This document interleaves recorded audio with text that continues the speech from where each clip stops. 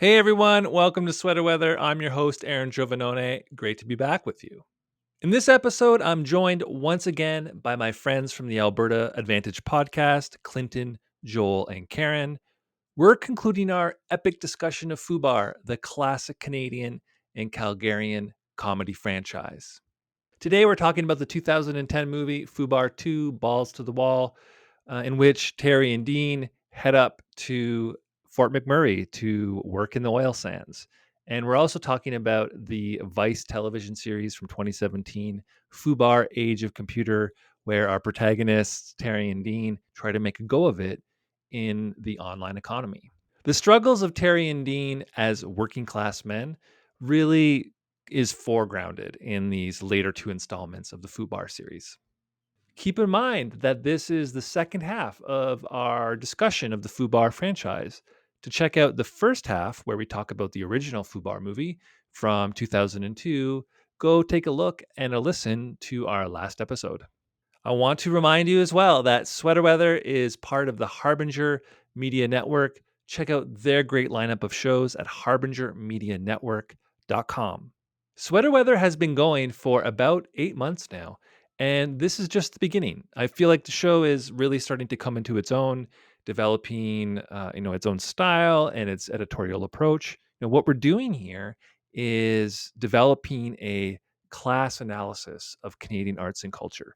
This is a perspective that is all but non-existent in Canada, but obviously it's foundational to understanding this place and our society. So, if you enjoy Sweater Weather and you want to support this project, consider making a donation to the show over at Patreon. Your support will help us keep going and growing, and I'll even shout out new patrons of the show right here. Today, I want to extend a big thank you to Matthew Daniels and Luke Seville. Luke and Matthew, thank you so much for becoming patrons of the show. It's really appreciated. And lastly, Sweater Weather is both a video and an audio podcast. You can follow us on YouTube, Facebook, Twitter, Instagram, and you can subscribe to the show on Google Podcasts, Apple Podcasts, anywhere you get your audio podcasts. So please, if you can, leave a 5-star review, like and share our stuff wherever you find it. And links to all of these platforms where you can find Sweater Weather, as well as episode information, is available at our website, sweaterweatherpod.com. That's all one word. All right, let's get to the show. Karen, Joel, and Clinton from the Alberta Advantage talking with me about Fubar II and Fubar Age of Computer. Well, Fubar II, Balls to the Wall. This is released in 2010. So the prestige of Fubar number one, it kind of grows over those years. And this meant that the filmmakers could secure a lot more money for Fubar 2. And it's all made by the same team: Paul Spence, David Lawrence, Michael Dowse directing. They got $4 million for it. And so it looks like a proper comedy film. It's not really in a mockumentary style anymore. There's a bit of shaky camera and stuff, but I think that the was just camera. happening at the time. A lot of high budget movies had shaky cams. Yeah, that's just standard cinematic practice at that point. Um, I think it's a brilliant plot choice here. Terry and Dean leave Calgary and they head to boomtown Fort McMurray to work in oil and gas. I think this is a unique and quite remarkable depiction of working class life and of that city itself. It's not something you see on screen very much, and so I was really quite happy to see it depicted here. Now, their buddy Tron is a much more important character in Fubar 2. He's played by another Calgary actor. His name's Andrew Sparacino. He's got a huge beard now. Seems like he's broken up with his wife.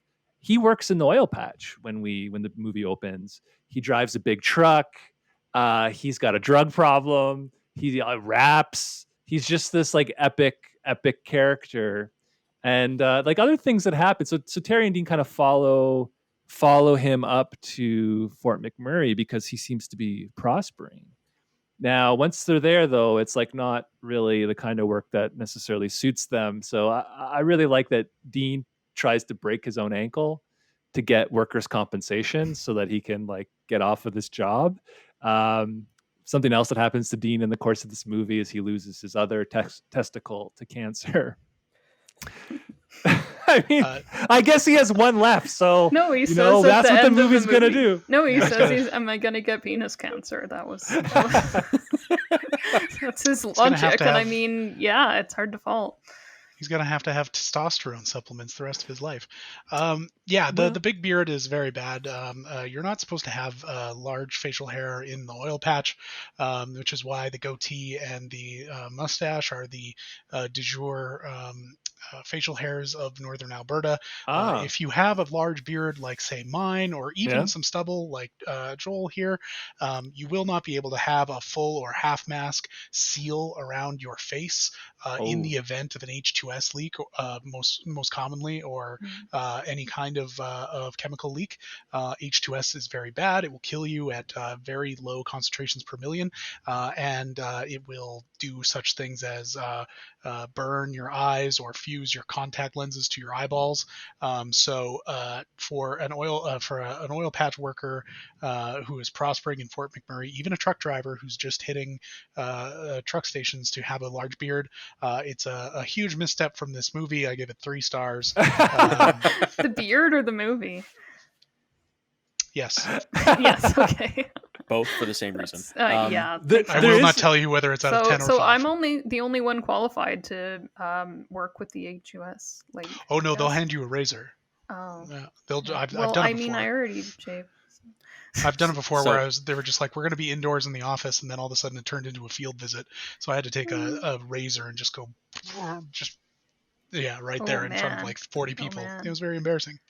Joel, are you going to mention this scene with their safety training?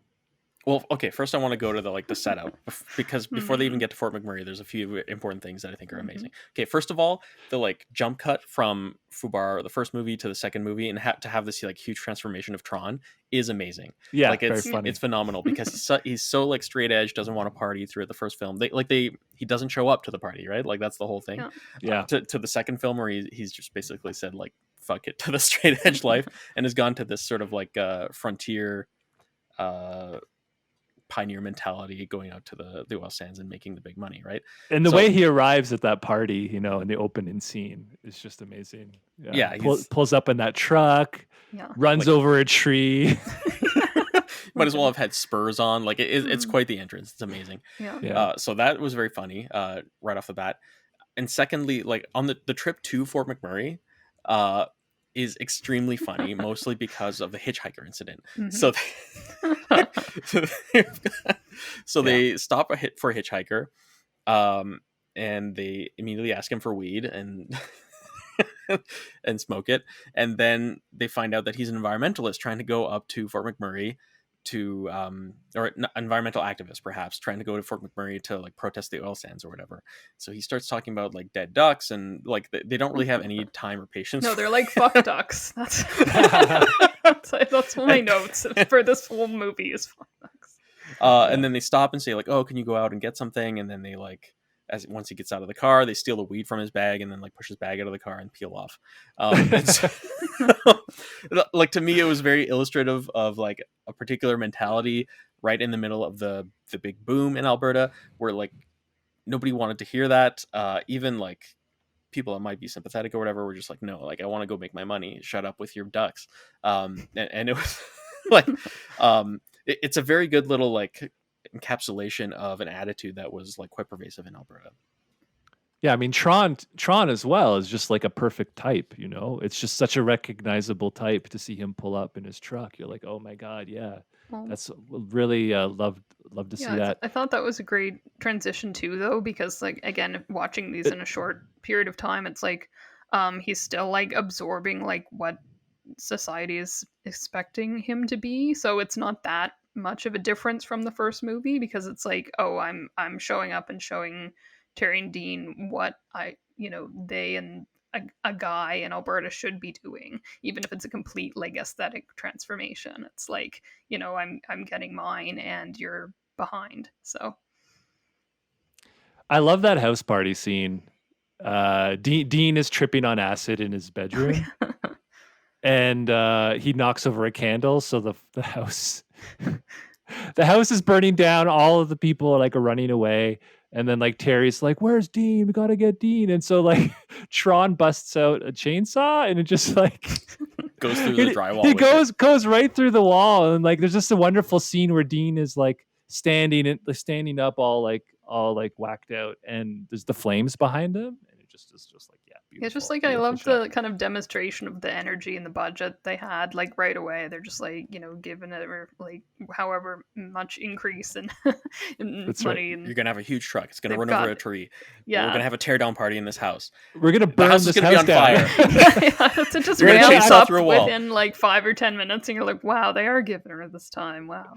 Yeah, it was Just $2 doesn't have million. that chill feel of the first movie. So Very much, very much. So they head up to Fort Mac, and like I guess the big conflict in this movie, interpersonal conflict between Terry and Dean, has to do with Terry getting together with a woman, Trish. She's a waitress at the bar that all the oil workers hang out at, and Terry gets together with her. And ultimately, they kind of like settle down. They buy a house, they buy a truck together, and this like upsets Terry and Dean's close relationship, and so um, Dean is like gets very down. He gets very lonely. He hates his job. He's lost his friend, and he's actually like suicidal for a while. But music gets him through, and as well as his renewed friendship with Terry. And so at the end of this movie, Trish actually ends up bearing Dean's child, because in a drunken night, Dean actually had sex with Trish, Terry's wife. And so the end of this movie is actually like a Fubar did Modern they? Family. I thought they had sex at the West Edmonton Mall. They like, did. There's lots pool. to go over. There's lots to go over here. So what yeah, what do you think about the way that it depicts life in Fort Mac? As I already mentioned, I really like some of the cinematography. Like on their way into town, they're showing all of the smokestacks and everything burning bright red. It's like very striking, and it's not something that you really see on TV that much. Yeah. Yeah, them driving north and just seeing like huge billowing Or like clouds it's of smoke or the whatever, like- Northern Lights, and it's like, no, that's not. It's not what it Yeah, is. It's the pollution. I also really enjoyed that they like, much like the camping trip in the first movie, they show up completely unprepared. They basically just like find Tron's work site and say like, "Hey, we're here for jobs," and he says, "Okay, well, you're gonna have to do like safety training and get equipment or whatever." And he's like not too enthused about like them actually being there or whatever, which is another like funny tension. Just driving to Fort McMurray and like being like, I'm here for the job, any job, is a thing that happened. Like lots of people did it. In the middle of the boom in Alberta, like wages shot up, like, and there was a labor shortage. You couldn't Tim Hortons in Calgary that wanted to be open 24/7 could not stay open because they couldn't find staff. So the labor market was quite tight, which was just like a real strange phenomenon in Alberta generally, but in Canada more broadly. Like that never happens, that there's more jobs available than there are people.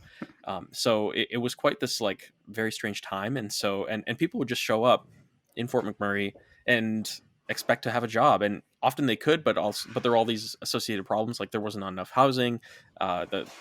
You had all this dysfunction happening in Fort McMurray itself because you had like too much money, too much demand for labor, and not enough like housing for everyone and all this kind of stuff. Yeah, so this is where again the Maritimes connection comes in, because there's like tons and tons of people from the Maritimes and Newfoundland doing exactly what Joel said. You just show up, and usually people had a connection. Like there were enough people established already. Like there'd been people from out east working for decades, but someone would always have like a cousin or a parent. Eventually whole families just moved out because it was like too much to, and also the oil companies stopped flying people back and forth when things started to go south or awry. So but yeah, so that's kind of emptying out the like working people of a whole region to go work somewhere else, and then all the associated problems. Like I know it's keeps the tone and the energy throughout, but there's kind of some darker things that I picked up on, like where Tron's just like, you can't just fool around here, guys. And, you get really injured. And I know of people who like, a second later they'd be have lost a hand or something. Like that's a real thing. And I also saw people who, would be me and my partner's age, just like did like kind of odd jobs and like minimum wage jobs in the Maritimes, and then just kind of kick around, go on EI, farm, whatever. They go out to the oil camps and then in McMurray, and they're just like completely like kind of similar to Dean later on in the movie, or it's just like completely like drained of life, and all that they have is just like, yeah, like hiring sex workers and like substance abuse, and that's like it literally like ruins people. And I don't mean to like drag this down either, but you see it like glimpses of that through the movie, and that was pretty impactful to me. So. Oh, Yeah, indeed. Yeah. they because right at the around this time when everything was peaking, it was also, there was 2008, the otherwise like around 2008 and stuff like that, and the entire like employment market in North America and kind of the world was kind of retracting. If you were a major in the humanities or whatever, you were especially having trouble. People who were going to top 10 law schools were having trouble getting articling jobs in Canada and the United States. And then all of a sudden there was like this flip where, I had actual teachers, actual high school teachers and stuff like that, still being like, no, you want to get like you want a university and get a good job like that. Doing manual labor is not what you want. And then all of a sudden,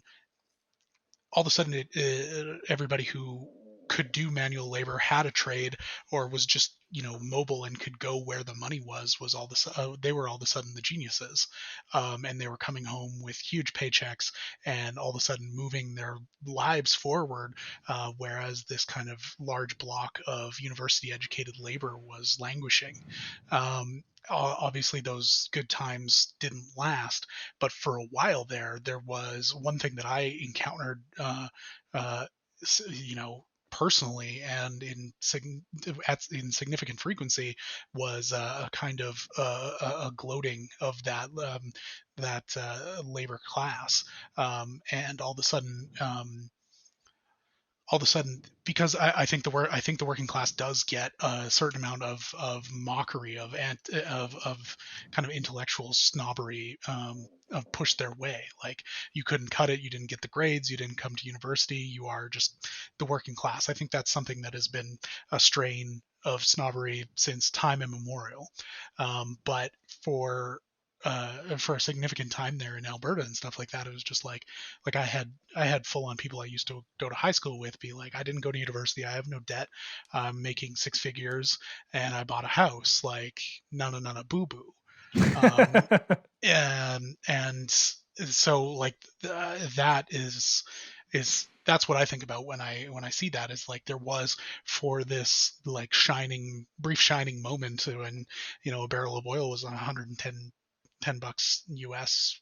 It was this triumph of the little guy, triumph of the blue collar for the first time in what seemed like forever. And we all kind of know what happened when that bubble burst. Oh, yeah, that's a great way to tie it back into like the scene where they're just literally changing the numbers of the price of oil going down, and then it cuts to like they're all laid off, and I'm like, yeah, that's pretty much it. Because well, like Clinton said, like the mark of like the flip side of all the substance abuse and depression and things is like, well, you can move home and buy a house and a truck and show it off, but like where did it all go? Like any of the people I knew, like they didn't save their like six-figure paychecks or anything. Like 10 years later they're still like just either kicking around, or like if you moved back to the Maritimes and you were like a trained electrician or something, you could eke out a normal living there, but you're certainly not like rolling in money anymore. So but yeah, that flip is just a great way to show that it's just it's all temporary in a existential sense that kind of ties it back to the first movie. It's a funny scene when Terry's at the gas station, and I think maybe it's in that scene where he's talking to someone who has a very pronounced Newfoundland accent, Yeah. doesn't he? I mean, that's Yeah. that's definitely in the movie as well. It's not just like triggering my memories. It's like they know that there's just, I think like proportionally there were more Newfoundlanders, but there's just from all over in the East. Yeah, I can't remember the exact scene, but there's like at one point they're they're like by their trucks, and there's kind of a campfire or something, or like a burn barrel or something, and there's like it was either Nova Scotia or Newfoundlander flag, like just blowing in the background, and it was extremely. Yeah, That's yeah. very funny. Yeah, Yeah, we've got the Cape Breton Liberation Army. Is way before Wexit we wanted to separate, but we're not even a full province, so it doesn't make any sense. Terry's reaction to the price of gas going down is funny because he's like, "Oh yeah, nice. It's going to cost a lot less to fill up the truck." This is Like not 5 seconds later. contributing Like, at all. cut the next scene like is just him getting laid off. Sad. So Terry and Dean they don't save their money. There's a wonderful scene where they go to the West Edmonton Mall and they're just blowing all their money. Terry, he really does kind of try to settle down with Trish, right? He buys a house, he buys a truck, and it does seem like very precarious, like you barely getting by, and or spent basically maxing out his credit card to do this. Is there anything you want to say about Trish, about their house? Of course, Terry and Trish, that, like, as I said, it causes a rift with Dean and isolates Dean, and that leads to Dean kind of like feeling like getting kind of depressed. Trish's character is hilarious. Like the whole like how they introduce her, it involves like them not having any money at the bar, like the first night they're there or whatever, and just like pouring change into her hand, being like, "Give me this much beer." Very romantic, obviously. And just the like progression of like when they're all around the table and everyone's like, "Oh yeah, I've slept with Trish too," and like You will, buddy. That's basically it, right? And her character is like, the acting is very is very well done because she's so over the top. Yeah. Very, very funny. And we should talk about West Edmonton Mall because it's a magical let's do place. it. Yeah, Let's do it. okay. I've never been myself. I mean, ever? No, I've never been to the mall there. I've only gone to Edmonton for conferences, which involves a lot of drinking and then going to the mall, which is a pretty good way to enjoy Edmonton, I think. But there's a lot of stuff that even, however many years later, like 10, 12, it's like, oh man, a Greyhound bus, man, Zellers, like all the hits are here. But yes, they go to Zellers. Zellers plays an important role in this movie. The emotional scene in Zellers. There's a number of shots from West Edmonton Mall. Like I have lived in Calgary for most of my life, but for 3 years, when I was younger, my dad got transferred to Edmonton, and so we lived in Edmonton, and I was like a short walk away from West Edmonton Mall, and so the shots of like the dumb fountains or the like stupid pirate ship or like the at that point I don't think they had the dolphins anymore, but when I was a kid they actually like had trained dolphins do shows in there and stuff. It was like not good for animal cruelty reasons. It's like a very strange place, and just I love that it gets featured in this film so heavily. Yeah. What is it that they get up to? Like obviously Trish is like Trish is maxing out Terry's card. Yeah. And Dean is like, "Come on, man! Like, let's not spend so much time in the girls' store or whatever." Oh, if you spend more than $1,000 on someone, you're basically married. 100. It was $100. Oh, it's 100. I thought it was 1,000 because they buy like a $1,200. I think it's a necklace later, but man, okay, $100. Man. I think it was 100, but I'm not sure. Maybe not. No, that makes more sense. I think the craziest thing about West Edmonton Mall is that, for the most part, you're struck when you're there by how much of just a mall this is. It's just a regular ass mall, and then you are presented with something outrageous. Like you'll turn a corner and there'll be the stupid pirate ship, or you'll turn a corner and it'll be a hallway with the tallest ceiling you've ever seen in your entire life, seemingly only to house the kind of like kooky facade of like an eatery, like just a regular sports bar, but it happens to have 100-foot ceilings, for seemingly no reason. I guess it's to accommodate maybe the movie theater down the way. there's one part of West Edmonton Mall, looks like a newer addition or whatever, and the only thing I've ever seen that compares to it in terms of how it's done up, how large it is, how it's lined with kind of like shops and restaurants and bars and stuff like that. It looks almost identical to a certain section of Caesar's Palace casino in Las Vegas, and it's right where like Gordon Ramsay's restaurant is on one side, and Emeril Lagasse's restaurant is on another side. And so this West Edmonton Mall hallway, I always remember this one particular place. It looks exactly the same, except it doesn't have any stuff in it. It's just like there's no Emeril, there's no Gordon Ramsay. It's just like sport check.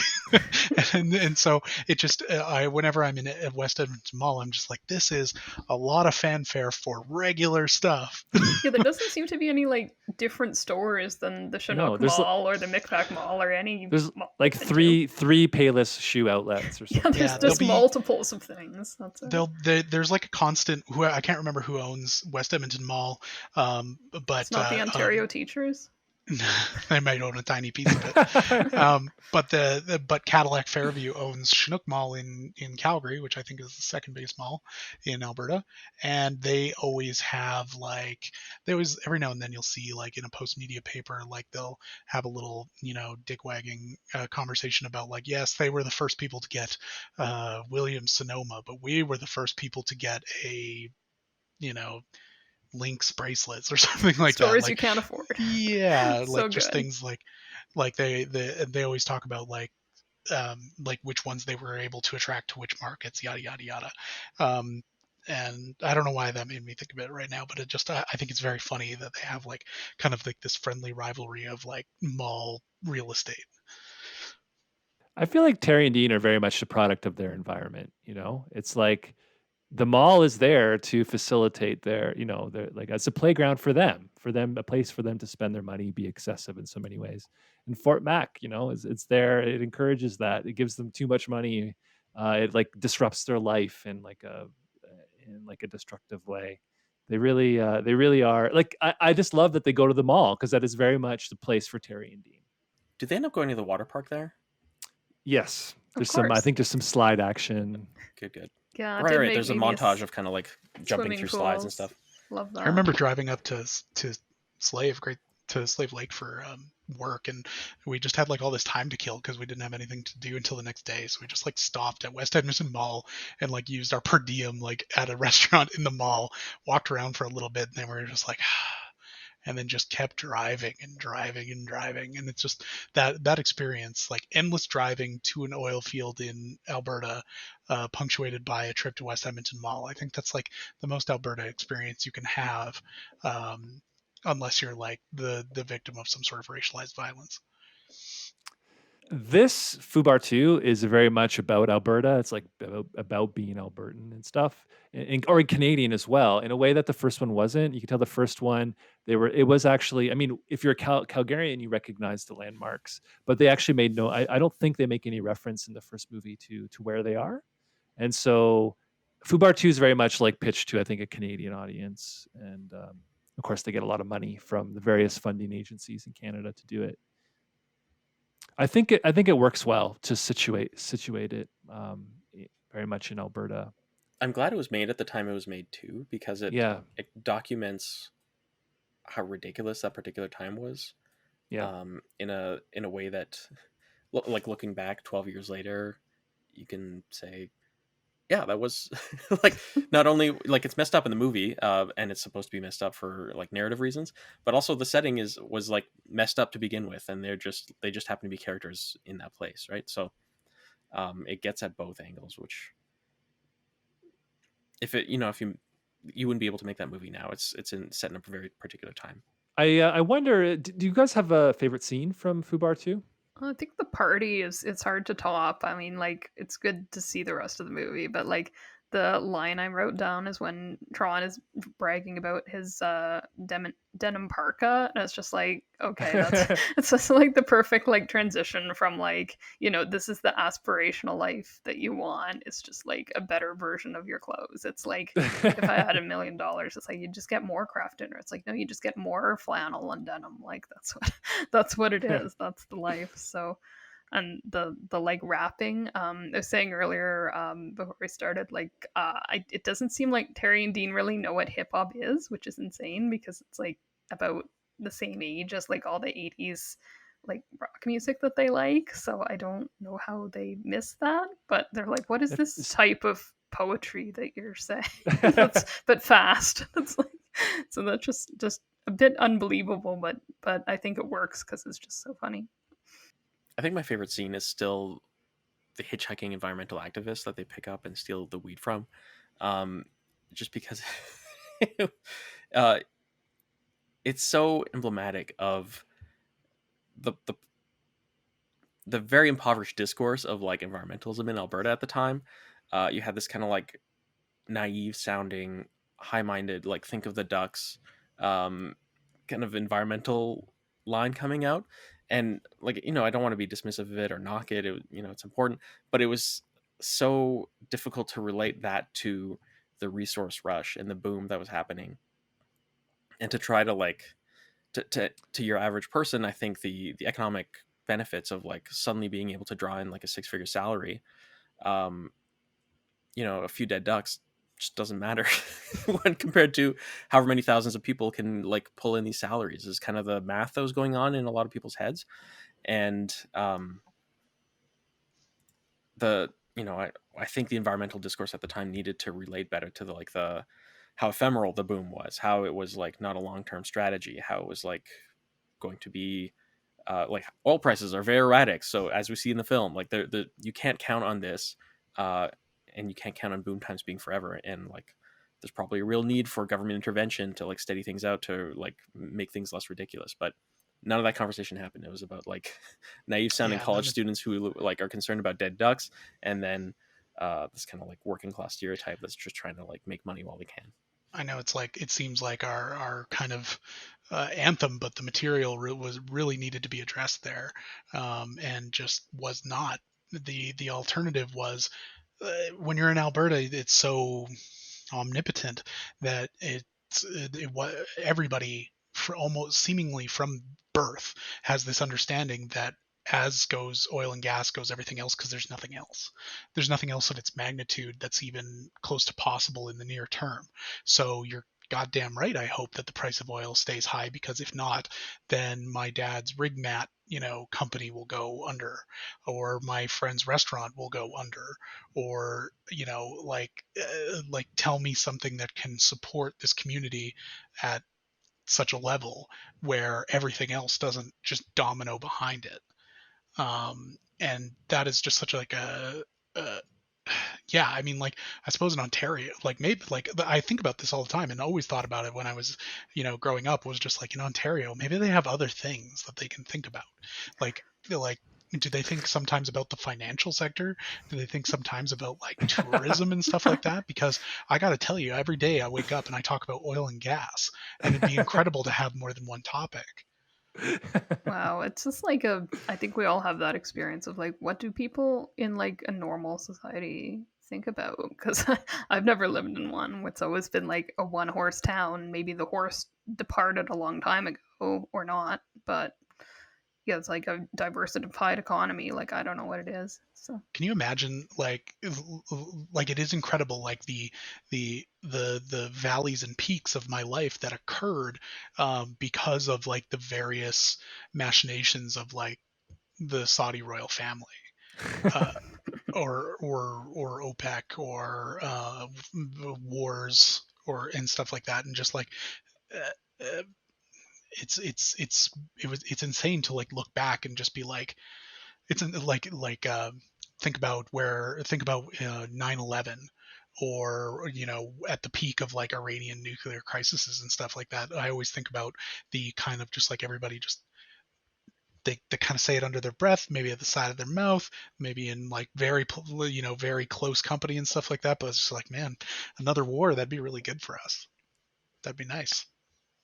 And Well, I like mean, in that Alberta, shit is insane. in Alberta, you Yeah. had in around 2003 with the launch of the Warner Rock, now Premier Jason Kenney, who was just an MP at the time, really wanted to go to war with Iraq and really wanted Canada to get behind it because Yeah. I think in large part because he knew how much a good war would inflate oil prices and be great for Alberta. So it's Which is fucking crazy yeah. because like I remember that they weren't even Tim Hortons wasn't even owned by the Brazilian company yet, but Tim Hortons was lobbying so hard in part because of Fort McMurray, mostly because of Fort McMurray, for the program that he would create, which was the Temporary Foreign Workers Program.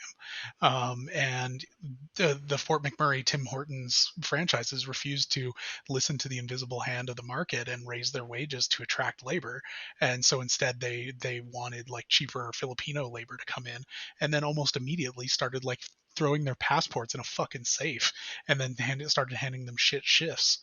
And everybody was just like, they immediately went to the feds and were like, "Can you do this?"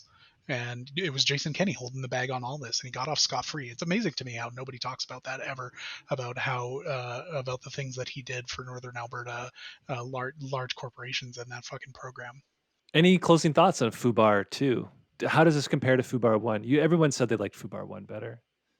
Um, Fubar Two is a different beast, really. It's a kind of a different I thing. still really appreciated watching it. Like, I'm glad they both exist, and it's. Yeah, I mean, if the first one didn't, they have to be taken together. But I Yeah. think it would still stand up as a good movie. So I want to Yeah. shout out. I want to shout out Paul Spence, his chops, his acting chops. I really, I think it's near the end where he has a great scene singing karaoke, in which he discovers like his newfound range, and it's just seeing him singing more than a feeling.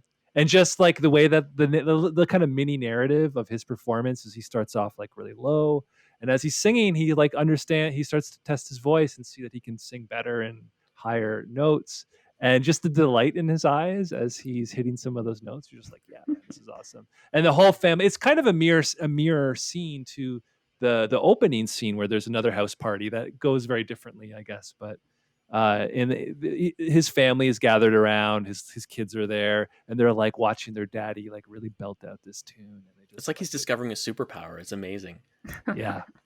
Yeah, and he's just great. Paul Spence is just really good at in that. And of course, Paul Spence himself is like actually a singer. He has a band that he tours with in character as Dean.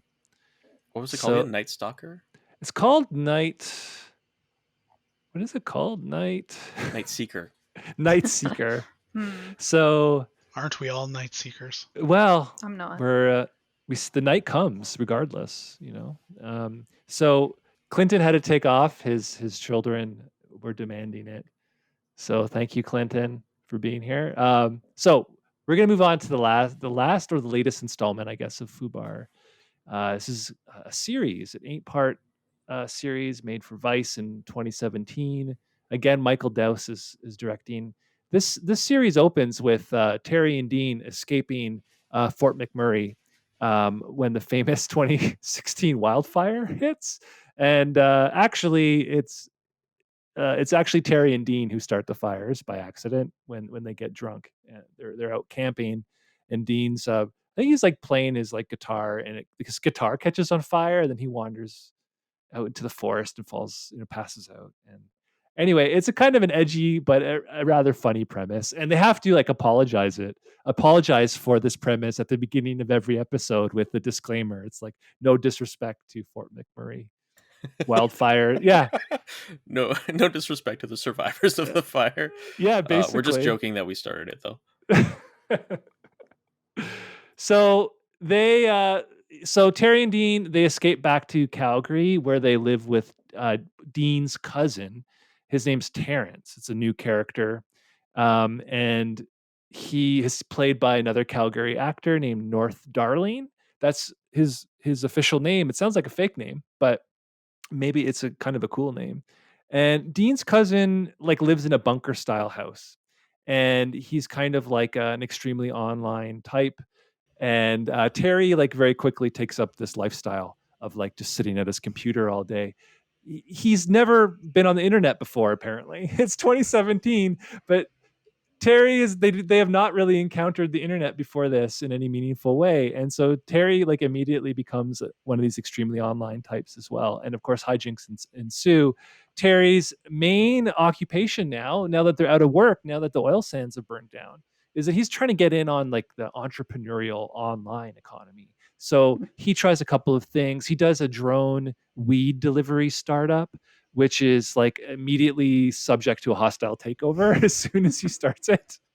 Then he does somewhat better with a beer opening robot, which he sells these units on the internet. He sells a couple of them and makes a few $1,000s. So I have to say that the aesthetic of the show is quite different than the previous movies. It's like maybe you'd say it's a mock reality show in a way. It's not technically a reality show, or it's not really technically presented as a reality show, but it mimics, I'd say, that frenetic, really fast cut style of a lot of reality television.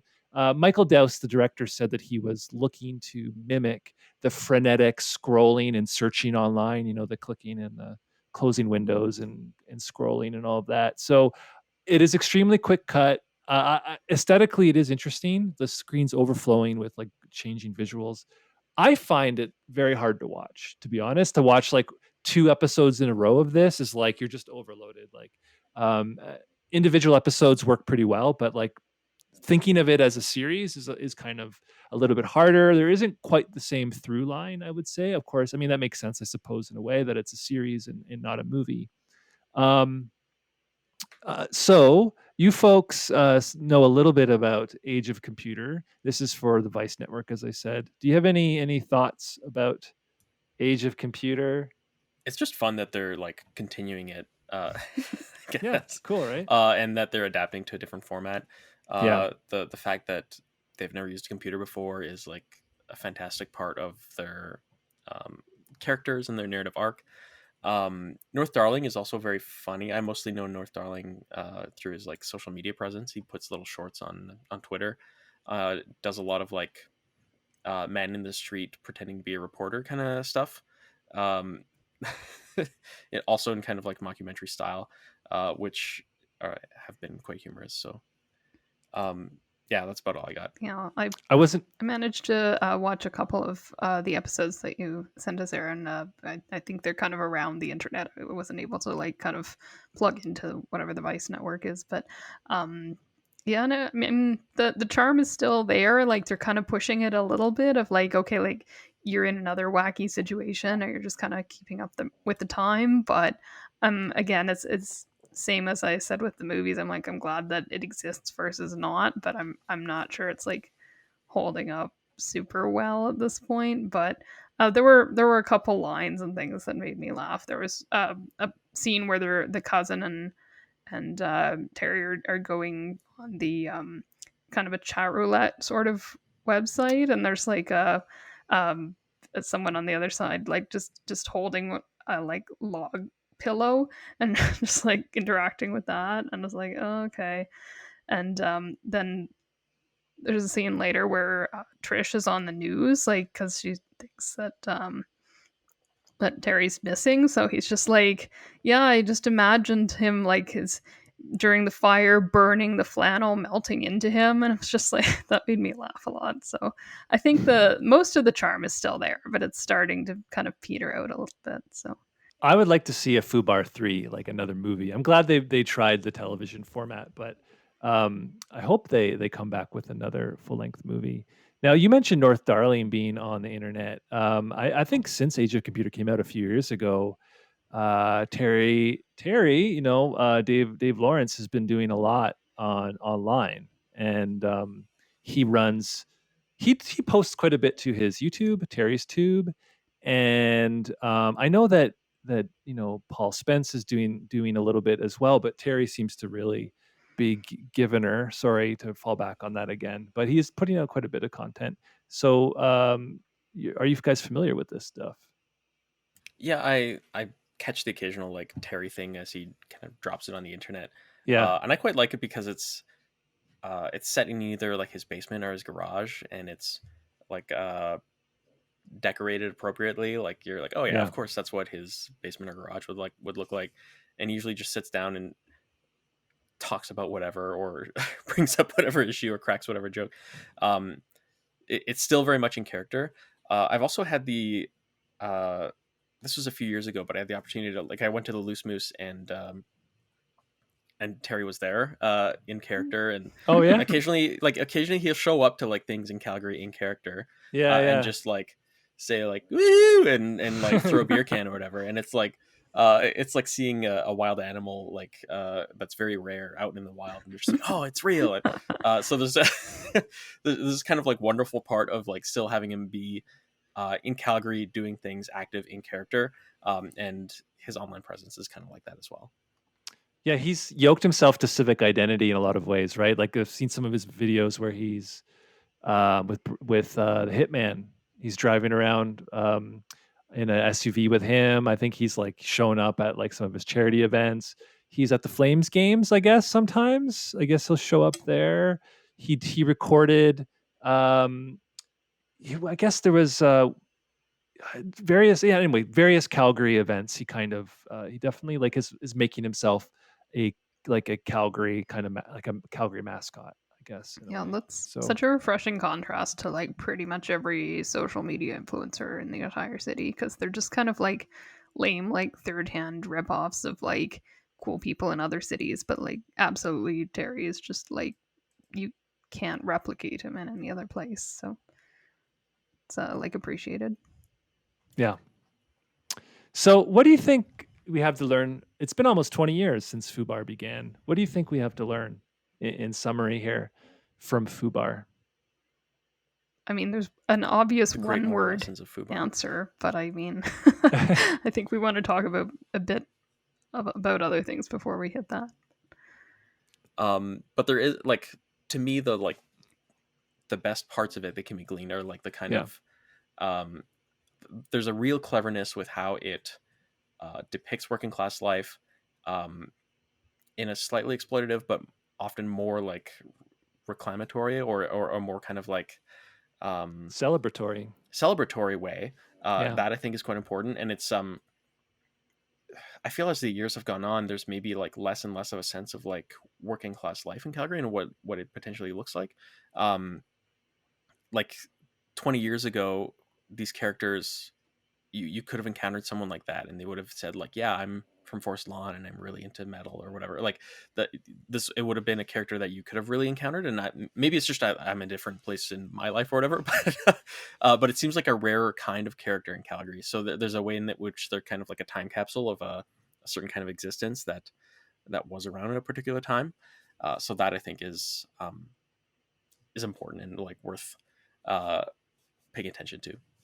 Going through the different iterations of Fubar too, you kind of see them as an exploration of working life in a way. You can. I mean, early on, they're young, they're unemployed, they're having or they're like semi-employed and they're very resistant to entering the job market. By Fubar II, they're very much like these working class guys trying to build a middle class life. And by the final installment of 2017, like they're unemployed again, and guess what? They're just like basically trying to do gig stuff and like little online scams to make a go of it. So I think you see through the Fubar as a kind of arc that represents the economic experience of a generation in a lot of ways.